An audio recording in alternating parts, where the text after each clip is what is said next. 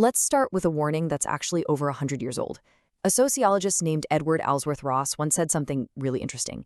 He argued that a society with lots of different little conflicts, disagreements going in all sorts of directions, is actually safer than a society that splits right down the middle, along one single deep crack. So what happens when a society does exactly what he warned against? What happens when all of our disagreements start to line up, creating one massive chasm?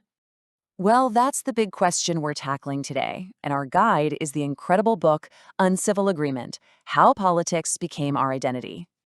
Now, in this book, the political scientist Liliana Mason makes this really powerful argument that our political fights aren't really about policy anymore. They've become about who we are. It's a huge shift. So let's break down how she gets there. And believe it or not, it all starts with this wild and, frankly, kind of scary real-world experiment from back in 1954 that involved two groups of regular fifth-grade boys. Okay, so picture this. Week 1, researchers take these boys, split them into two identical groups, the Rattlers and the Eagles, and let them bond as teams, totally unaware of each other. Week 2, they find out the other group exists. And what happens? The hostility is instant. Name-calling, flag-burning, raiding each other's cabins. I mean, it escalated so fast that by week 3, the grown-ups had to physically separate them just to keep them from getting hurt. And remember, these boys were exactly the same just a couple of weeks earlier. But here's where it gets really crazy. The conflict didn't just make them angry. It literally changed the way they saw reality. The researchers did this bean counting test. They'd show both groups the exact same number of beans, but every single boy would overestimate how many beans his own team collected. Their team loyalty was so strong, it actually distorted objective fact. So you're probably thinking, okay, a weird experiment with kids in the 50s. What does that have to do with American politics right now? Well, it turns out the psychology behind it is almost exactly what we're seeing today. We've shifted from just disagreeing with each other to actually genuinely disliking each other. And it all starts with a process called social sorting. Basically, this is when all our different identities, our political party, our race, our religion, our ideology, they all start to fall into one neat pile. So you're not just a Republican anymore. It's now much more likely you're also white, evangelical, and conservative. All those old connections that used to cut across party lines are just disappearing. And what happens when we all get sorted like that? You get social polarization. But, and this is the most important part, this isn't about disagreeing more fiercely on policy like tax rates or healthcare. It's about a growing prejudice, a real emotional anger and dislike for the other team. Let me make that super clear. An issue-based disagreement sounds like this. Hey, I disagree with your stance on healthcare. But social polarization sounds like this. I can't believe you're one of them.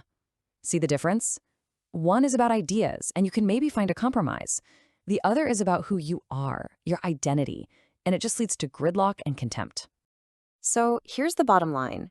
In this new, sorted world, your political party stops being just one part of your identity, just one hat you wear among many, and it's becoming a mega identity. It's like this giant umbrella identity that absorbs all those other smaller identities, your race, your religion, where you live, into one single powerful team allegiance. Your vote suddenly says a whole lot more about who you are than it ever did before. Okay, so that's the theory. It's a pretty big one. But is there any proof? Well, when you look at the data, this story of the great sorting gets even more compelling.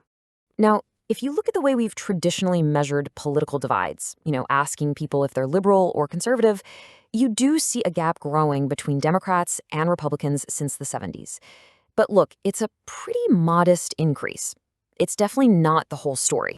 Because check out what happens when you measure it a different way. When you measure it as a social identity by asking people how close they feel to liberals or conservatives, whoa, the divide absolutely explodes. That feeling of being part of a tribe, of being socially connected to your side, that has just skyrocketed. This shift is just night and day when you compare the parties in 1952 to 2012. Back then, the parties had these cross-cutting identities. A Southern Democrat might have more in common with a Southern Republican than a Democrat from New York. By 2012, those old divides are basically gone. Instead, we have these massive reinforcing gaps in race, ideology, and how religious people are. The two parties have become incredibly uniform on a social level. Okay, so we've sorted ourselves into these two very distinct teams. So what? Why does this matter? Well, the consequences are huge because it completely changes the goal of politics. Remember those boys at the summer camp? Well, the psychologist who pioneered these kinds of experiments, Henri Tajfel, he found something truly chilling. When you give people a choice between a deal that helps everyone out the most versus a deal where their own team gets less but still wins, they choose to win.